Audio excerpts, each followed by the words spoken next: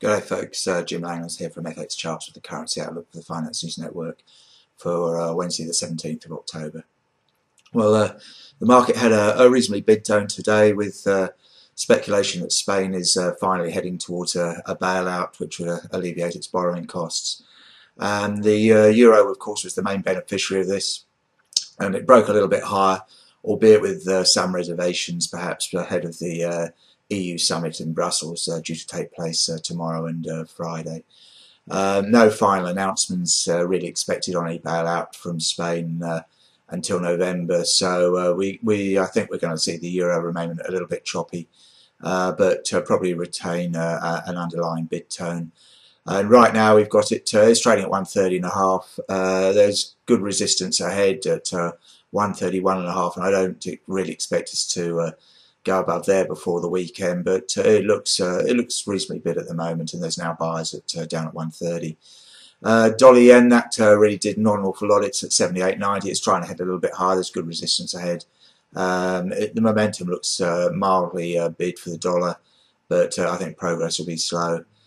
Cable, that's at 160.115, really following the euro around, although it's losing a little bit of ground on the cross.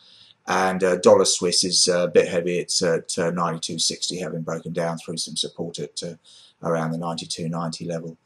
Aussie and Kiwi, they both got a little bit left behind today as pressure came on both of those from sales in the crosses, particularly Euro Aussie, which was quite heavily in demand again today.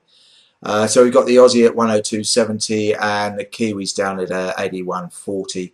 The Kiwis really being pressured a little bit by the CPI result yesterday, which obviously was weaker than expected, and the market's now eyeing the chance of a 25-point basis cut from the RBNZ at its meeting next week.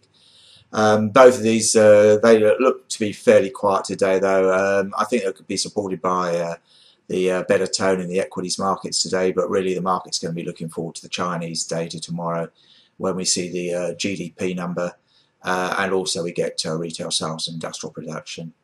That's really about it today.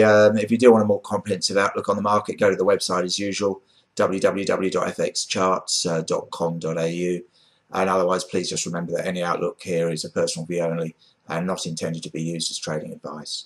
So that's all for today. Have a very good day, and we'll talk to you tomorrow. Cheers.